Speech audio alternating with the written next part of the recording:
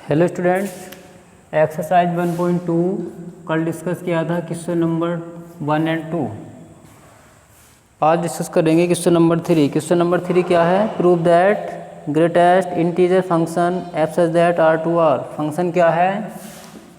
Function define किया गया है F such that R to R, और इसमें क्या है given by F X. F X हमें क्या गिवन है? ग्रेटेस्ट इंटीजर का फंक्शन गिवन है, ठीक है। Is neither 1 nor onto. ये जो फंक्शन है ना तो 1 है ना ऑन टू है, और यहाँ लिखा हुआ है ग्रेटेस्ट, ये जो एक्स लिखा है इस तरह से, इसके बारे में लिखा denotes the greatest integer less than और इक्वल टू एक्स, ठीक है। अब देखो कैसे चेक करेंगे। सबसे पहले ये देखो, अगर मैं एक्स की वैल्यू यहाँ पे रख दूँ 1.3, तो यहाँ पे आएगा 1.3। ग्रेटेस्ट इंटीजर की वैल्यू क्या निकालेंगे? हमें पता है कि जब इस तरह की कोई वैल्यू आएगी तो उसका मतलब होता है पॉइंट से पहले वाली वैल्यू लेना। तो 1.3 की जो वैल्यू आएगी वो किसके बराबर होगी? वो बराबर होगी 1 के। अब अगर मैं यहाँ निकालूँ 1.5 कितना होगा, तो 1.5 भी किसके बराबर आएगा? 1 के बराबर आएगा। 1 से पॉइंट से पहली वाली वैल्यू ही इसके लिए सेटिस्फाई होगी। ग्रेटेस्ट इंटीजर फंक्शन का मतलब यही था 1 point something 2 point something, point के बाद कुछ भी है उस सबको छोड़ देना है। पॉइंट से पहली वाली वैल्यू क्या है वो उसकी वैल्यू के बराबर आनी है। तो 1.5 भी किसके बराबर होगा? 1 के। अब यहाँ से दो बात सीखने को मिली। दो एलिमेंट हमने डोमेन के लिए, और उनकी मैपिंग कहाँ जा रही है? सेम 1 पर जा रही है। यानी इसका मतलब हुआ कि 1.3 बराबर है किसके? 1.5 के। और 1 में क्या होता है? 1 में होती है सिंगल इमेज यानी यूनिक इमेज। तो ये यूनिक इमेज नहीं बन रही। 1.3 की इमेज भी कहाँ जा रही है? 1 पर। और 1.5 की इमेज भी किस पर है? 1 पर। ग्रेटेस्ट इंटीजर फंक्शन में अगर कहीं लिखा हुआ है 1.23, तो इसकी वैल्यू भी किसके बराबर? 1 के। 2.4 तब भी इसकी वैल्यू किसके बराबर? 2 के। 3.15 किसके बराबर? 3 के। ये याद रखना है, पॉइंट से पहली वाली वैल्यू लेनी है, ठीक है। ग्राफ बनाया था फर्स्ट क्लास में, उसी के अकॉर्डिंग पॉइंट से पहली वैल्यू लेंगे केवल। तो दोनों वैल्यू सेम है, तो फंक्शन क्या होगा? इट इज़ नॉट 1 ये 1 नहीं होगा। उसके बाद देखो, अब डोमेन भी रियल नंबर का है, कोडोमेन भी रियल नंबर का है। रियल नंबर में फ्रैक्शन पार्ट भी होता है, इंटीजर सब कुछ होते हैं। इस तरह से मान लो कोडोमेन का अगर मैं एलिमेंट ये 2/3 ले लेता हूँ, या 3/4 ले लिया, चलो 4/3 लिया, तो 4/3 कोडोमेन की जो इसकी जो इमेज है कहाँ जाएगी? केवल एक इंटीजर पर जाएगी। 2 पॉइंट समथिंग लोगे तो वो केवल 2 पर जाएगा, 3 पॉइंट समथिंग 2 पर जाएगा। यानी डोमेन के एलिमेंटों में भी केवल एक इंटीजर के साथ जाएगी। और जबकि इसके सेट के अंदर क्या है? माइनस के नंबर भी हैं, प्लस के भी हैं, फ्रैक्शनल पार्ट भी हैं। तो इसमें क्या हो जाएंगे? फ्रैक्शन पार्ट छूट जाएंगे। फ्रैक्शन पार्ट छूटने का मतलब ये है कि उनकी प्री इमेज नहीं मिल पाएगी डोमेन के साथ, ठीक है। तो इस बेस पर क्या होगा? ये फंक्शन हमारा 1 है, ऑन टू नहीं होगा। 1 भी नहीं है और ऑन टू भी नहीं है। पीडीएफ में मैंने सॉल्यूशन लिख दिया है, केवल मैं एक्सप्लेन कर रहा हूँ, समझा रहा हूँ, वहाँ से अपना नोट कर लेंगे क्या है, ठीक है। उसके बाद देखो क्वेश्चन नंबर 4। क्वेश्चन नंबर 4 में गिवन है so that the modulus function. Function क्या है? F such that R to R, और एफ एक्स बराबर क्या गिवन है हमें? Mod X. Mod function given है, ठीक है। उसके बाद लिखा है नाइदर 1 नॉर ऑन टू। ये जो फंक्शन है ना तो 1 है और ना ऑन टू है, ये हमें चेक करना है। डोमेन भी रियल नंबर का, कोडोमेन भी रियल नंबर का, ठीक है। हम यहाँ पर क्या करते हैं? एक्स के वैल्यू -1 रख के देखते हैं। एफ -1 किसके बराबर होगा? यहाँ रखेंगे -1। और हम जानते हैं मोड कभी निगेटिव वैल्यू देता नहीं, क्या दे के जाएगा? पॉजिटिव, ठीक है। अब अगर मैं एक्स की वैल्यू 1 रखूँ तो कितना आएगा? यहाँ 1 रख दे तो यहाँ भी 1 आएगा। तो 1 होने पर कितना बना? वैल्यू भी 1 है। यानी इसको ऐसे समझो डोमेन भी रियल नंबर, कोडोमेन भी रियल नंबर। मान लीजिए -3 ऊपर ये नंबर है, -2 -1 0 1 2 3 2। इधर भी आ जाओ, -3 -2 -1 0 1 2 3, ठीक है। -1 की मैपिंग कहाँ है? 1 पर है। -1 की मैपिंग है 1 पर, और उसी तरह से 1 की मैपिंग भी 1 पर है। तो इससे हमें पता चला कि ये 1 1 तो है नहीं, क्योंकि दो एलिमेंट की मैपिंग सेम इस पर -1 की इमेज 1 पर है और 1 की इमेज भी 1 पर है। ठीक है, इस बेस पर ये हमारा 1 1 तो नहीं है, it is not 1 1, it is not 1 1। अब 1 2 चेक करते हैं। अब देखो फंक्शन क्या गिवन है, मॉडुलस। मॉडुलस क्या करेगा, सारी पॉजिटिव वैल्यू देगा, यानी डोमेन का कोई भी एलिमेंट रखें तो उसकी मैपिंग कहाँ है, केवल पॉजिटिव इंटीजर पर आनी है, यानी कोडोमेन के निगेटिव इंटीजर हमारे पास रह जाएंगे, यानी कोडोमेन के जो निगेटिव इंटीजर हैं ये अपनी प्री इमेज नहीं बना पाएंगे डोमेन के एलिमेंट के साथ। तो इस बेस पर क्या होगा, ये फंक्शन हमारा ऑन टू भी नहीं होगा। ठीक है, ये फंक्शन ऑन टू भी नहीं है और 1 1 भी नहीं है। क्वेश्चन नंबर 5 देखिए, फंक्शन डिफाइंड है F such that R to R. Question number 5, function जो है रियल नंबर का है, रियल नंबर, डोमेन भी रियल नंबर और को डोमेन भी real number. Question number 5, F such that R to R, और फंक्शन हमें गिवन है 1 0 -1। अगर x की वैल्यू 0 से बड़ी है तो 1 है, इफ़ x ग्रेटर दैन 0, और 0 कब है, इफ़ x इक्वल 0। -1 कब है, if x less than equal 0। 1 value तब है जब x की वैल्यू 0 से बड़ी है, तो वैल्यू हमें हर बार 1 मिलेगी। x की वैल्यू अगर 0 रखते हैं तो हमें वैल्यू कितनी मिलेगी, 0। और x की वैल्यू अगर हम -1 यानी 0 से छोटी रखते हैं तो हमें आंसर कितना मिलेगा, -1 मिलेगा। ठीक है, अब देखो, अब मैंने यहाँ पे क्या किया, x की वैल्यू 1 रखी। 1 क्या है, कौन से केस में आएगा, 1 आएगा फर्स्ट केस में, क्योंकि 1 जो होता है 0 से बड़ा होता है, यहाँ आ जाएगा। जैसे ही मैं x की वैल्यू 1 रखूँगा तो ये कैटेगरी आ जाएगी। x की वैल्यू जो 0 से बड़ी है उन सब के लिए आंसर कितना होगा, 1 होगा, यानी उसके लिए क्या मैपिंग हो जाएगी, 1 पर।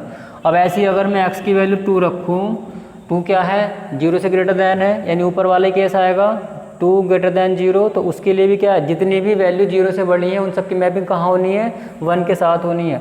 अब इसको दो एलिमेंट की मैपिंग कहाँ जा रही है, 1 पर जा रही है। देखो ग्राफ बना के समझो, रियल नंबर का सेट है तो रियल नंबर तो बहुत सारे हैं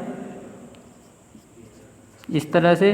अब ये हो जाएगा -3 -2 -1 0 1 2। ठीक है, अब 1 की मैपिंग भी 1 पर है, 1 की मैपिंग 1 पर हो गई। उसके बाद 2 की मैपिंग भी 1 पर है, ये भी 1 पर हो गया। तो 1 1 तो ये है नहीं, क्योंकि 1 1 में यूनिक इमेज होती है, तो दो एलिमेंट की सेम इमेज हो रही है, यानी इसका मतलब क्या, 1 1 तो ये नहीं है, इट इज़ नॉट 1 1। तो ये फंक्शन हमारा 1 1 नहीं है, it is not 1 1। Onto check करते हैं।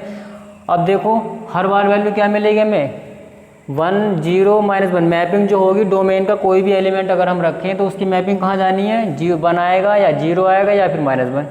मान लीजिए -2 कौन से केस का है, -2 इस केस का है, 0 से लेस देन है, तो -2 रखने पर उसकी इमेज कहाँ जाएगी, -1 पर, यानी यहाँ आ जाएगी। -4 अगर मैं रखूँ तो वो भी 0 से लेस देन है, तो -1 पर मैपिंग होगी। अब अगर मैं 0 से बड़ी वैल्यू रख रहा था तो वैल्यू कहाँ जा रही थी, मैपिंग कहाँ हो रही थी, 1 पर। अब अगर 0 रखूँगा तो 0 पर। इसका मतलब हुआ केवल 3 ही एलिमेंट प्री इमेज बना पाएंगे, तो -1 0 और 1। इसका मतलब कोडोमेन में जो बाकी एलिमेंट हैं, जो बहुत सारे हैं, निगेटिव भी हैं, कुछ नीचे पॉजिटिव हैं, इनकी प्री इमेज नहीं बन पाएगी डोमेन में। और जब प्री इमेज नहीं बन पाएगी तो इस बेस पर हम क्या कह सकते हैं, ये फंक्शन हमारा ऑन टू नहीं है। जब भी कोडोमेन में कोई एक, कम से कम एक एलिमेंट या एक से ज़्यादा एलिमेंट अगर रह जाता है जो प्री इमेज नहीं बना पाएगा डोमेन के एलिमेंट के साथ, तो उस कंडीशन में वो क्या होता है हमारा इनटू। और अगर सारे एलिमेंट मैपिंग प्री इमेज बना लेते हैं डोमेन के एलिमेंट के साथ तो बन जाता है ऑन टू। लेकिन ये बहुत सारे एलिमेंट यहाँ पर ऐसे हैं कोडोमेन के अंदर जो अपनी प्री इमेज नहीं बना पाएंगे डोमेन के एलिमेंट के साथ। तो इस बेस पर क्या होगा, it is not onto, ये ऑन टू भी नहीं है, it is not onto function. ठीक है, उसके बाद देखो 6 और 7 तुम्हें करने हैं। क्वेश्चन नंबर 8 देखो, इसमें क्या लिखा हुआ है, let A and B be set, A और बी दो सेट हैं, सो दैट शो करना है F such that A cross B 2 B cross A. देखो इस सवाल में क्या है, यहाँ जो एलिमेंट है इस बार एक पेयर की फॉर्म में है, यानी कार्टेशियन प्रोडक्ट इस समय क्या बना हुआ है, एक एलिमेंट बना हुआ। सेट जो है यहाँ पर दोनों डोमेन में भी और कोडोमेन में भी जो सेट है कार्टेशियन प्रोडक्ट का है। डोमेन जो है ए क्रॉस बी है और कोडोमेन का जो सेट है वो हमारे पास बी क्रॉस ए का। डिफाइन क्या किया गया है, एफ सच दैट एफ कोई फंक्शन है A cross B to B cross A, मतलब यही है डोमेन ए क्रॉस बी है, कोडोमेन बी क्रॉस ए है। और फंक्शन क्या गिवन है, f A comma B is equal to B comma A, यानी किसी भी पेयर की डोमेन के एलिमेंट की जो इमेज है वो कोडोमेन के रिवर्स ऑर्डर में मिल रही है। ठीक है, हमें चेक करना है ये फंक्शन क्या है, बाइजेक्टिव। बाइजेक्टिव फंक्शन क्या होता है, ऐसा फंक्शन जो वन वन भी है और ऑन टू भी है, उस फंक्शन को पढ़ते हैं बाइजेक्टिव फंक्शन। अब यहाँ देखो, जब एफ ऑफ ए बी इतना है तो हमने निकाला f of a one comma b one कितना होगा, इसी के अकॉर्डिंग निकाल दो। A one a comma b को बी कोमा ए लिखा गया है, तो a one comma b one को कैसे लिखा जाएगा, b one comma a one, इसके हिसाब से। अब ऐसे अगर मैं यहाँ a two comma b two निकालूँ तो क्या लिखा जाएगा, b two comma a two, इसके हिसाब से। वन वन में हमने क्या पढ़ा था, 411 कि अगर एफ ऑफ एक्स वन बराबर है एफ ऑफ एक्स टू के तो एलिमेंट बराबर आएंगे, तो इसी बेस पर हम यहाँ दिखा सकते हैं इफ़ यदि f of a one comma b one बराबर है f of a two comma b two के, तो क्या होगा, अब वैल्यू पुट करिए। F of a one b one कितना है, b one comma a one, और f of a two b two कितना है, b two comma a two. अब दो पेयर आपस में बराबर हैं तो उनके क्या होते हैं, फर्स्ट कंपोनेंट बराबर होते हैं, सेकंड कंपोनेंट बराबर। दो पेयर कब बराबर होते हैं, जब दोनों पेयर का फर्स्ट कंपोनेंट बराबर हो और दोनों पेयर का सेकंड कंपोनेंट आप बराबर, तो आपस में दोनों पेयर एक दूसरे के इक्वल होते हैं। इस बेस पर क्या होगा, अगर दोनों पेयर इक्वल हैं तो बी वन किसके बराबर होगा, बी टू के, एंड ए वन किसके बराबर होगा, ए टू के। तो इस बेस पर हम क्या कह सकते हैं, फंक्शन हमारा कैसा है, वन वन है, तो ये फंक्शन हमारा हो जाएगा वन वन। उसके बाद चेक करेंगे ऑन टू के लिए, तो ऑन टू में क्या लिखेंगे, every member P coma Q. मान लीजिए कोडोमेन का एक पेयर है, एलिमेंट है पी कोमा क्यू, प्रत्येक पेयर के लिए उसकी जो प्री इमेज मिलेगी डोमेन के एलिमेंट के साथ वो किस पर आएगी, क्यू कोमा पी पर। जैसे यहाँ पर लिखा हुआ है, मान लीजिए ये है, इसमें कहीं ए कोमा बी है, कहीं पी कोमा क्यू है। कोडोमेन डोमेन तो ये है ए क्रॉस बी का, कोडोमेन है बी क्रॉस ए का। तो ए कोमा बी की मैपिंग कहाँ हो रही है, बी कोमा ए से, ठीक है। तो पी कोमा क्यू की मैपिंग कहाँ होगी, क्यू कोमा पी से, उसी के अकॉर्डिंग क्यू कोमा पी से। इसका मतलब ये है कोडोमेन के जितने भी एलिमेंट हैं उन सब की प्री इमेज हमें मिल जाएगी डोमेन के एलिमेंट के, और मिलेगी कैसे, रिवर्स ऑर्डर में। अगर ए कोमा बी था तो वहाँ बी कोमा ए बना, अब बी कोमा ए एलिमेंट की प्री इमेज क्या है, ए कोमा बी है, और क्यू कोमा पी की प्री इमेज क्या बन जाएगी, पी कोमा क्यू। तो इसका मतलब यही है कि हमें यहाँ पर कोडोमेन के प्रत्येक एलिमेंट की प्री इमेज मिल जाएगी डोमेन के एलिमेंट के साथ। तो इस बेस पर ये वन वन भी है और ऑन टू भी है, और ऐसा फंक्शन जो वन वन भी होता है और ऑन टू भी होता है उसको पढ़ते हैं हम बाइजेक्टिव फंक्शन। ठीक है, क्वेश्चन नंबर 9 देखो, इसमें क्या गिवन है, फंक्शन हमें गिवन है नेचुरल नंबर से नेचुरल नंबर की ओर। इसका मतलब ये है डोमेन भी नेचुरल नंबर का है और कोडोमेन भी नेचुरल नंबर का है। F such that n to n, और नेचुरल नंबर कहाँ से स्टार्ट होते हैं, 1 से 1 2 3 4 डॉट डॉट इनफाइनाइट तक।